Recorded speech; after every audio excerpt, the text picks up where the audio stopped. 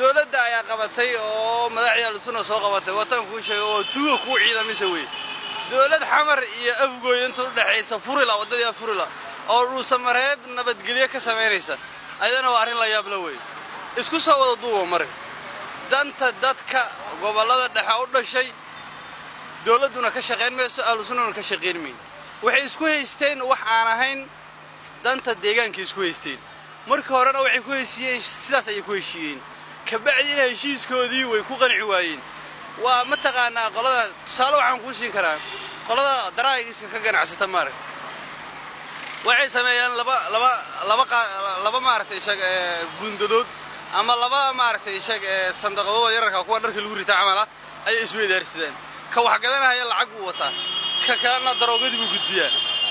labadadu way hubeysan yihiin marka waxa dhacda inta badan in kana oo lacag faalsa gudbiyo kaasna waxaan daroogeynaa soo gudbiyo markii mid walba qasnadiisa uu furana ay mid walba biskoodaan iskula baxan isdilaan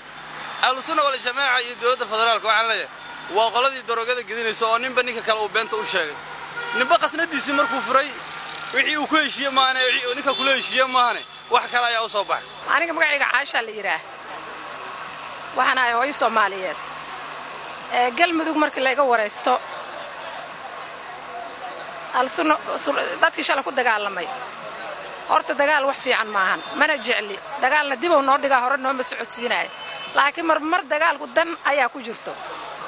mar dagaalka dan ku jirto meesha dawladda u taliso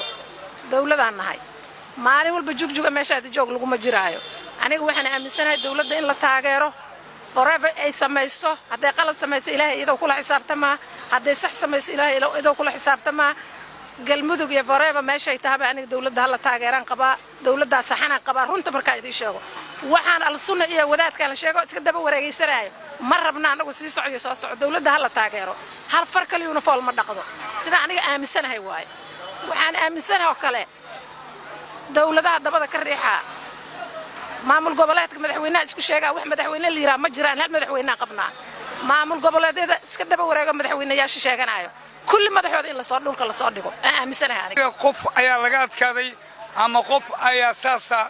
waxa ka muhiimsan hadii maamul dawladnimo ay jirto inay dawladdu ku hormarto qaybta maslaxadda garsoornimada meeshii laga dagaalami lahaa waa in ay ka qayb galaan dad badan oo garsoor ah oo maskaxda iyo caqliga u daji kara oo ayaga markaa ay ku noqon karaan dad wanaagsan si aan dagaalna u dhicin waxna u dhicin laakiin hebel laga adkaaday hebel waxa dilay aniga maskaxan ma aaminsani waxaan aaminsanahay in si guud maslaxada caalamiga magaceygana waa Ilyas Cabdi Nuur waxaan ahay dadweynaha ku nool magaalada Muqdisho haddana aragtidayda ka dhiibto dhacdada ka dhacday ama isbedelka ka dhacay galmudug lagu soo afjaray waadada Ahlusunna aad baan u soo dhaweynayaa marka saas leeyahay aniga ma rabo in meesha dagaal ka dhaco ma jecli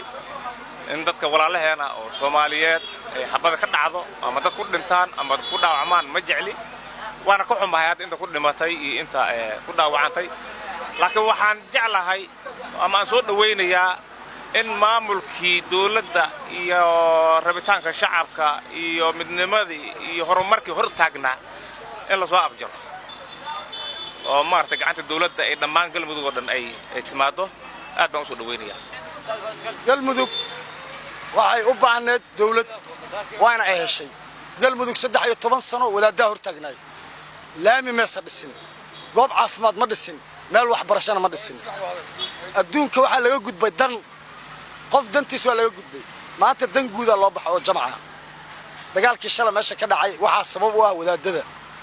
waxa la galay 10 ka jeer ayaa waxa la galay heshiiskii la galayna waa ay fuli waayeen because qofku waxa la rabaa haduu wadaad sheeganayo inuu diinta islaam ku dhaqmo meeshaan waxa ka muuqata dan sideedana Kenya iyo Imaaraadka qof lacag ka qaadanay ama ay daba joogto hatta kaarka Soomaalnimo in laga haran qabaanay midda kale wiilashii ku dhintay dadkii wax ku gaareen dadkii qaxeen waa u hambalyeena dhammaan waa u tacsiyeena waxa leenahay samir ima Allah ka siiyo madaxweynaha galmudug ballantii oo shala qaaday ayaa laga doonayaa inuu magaalada isku wado dadka ku nool galmudug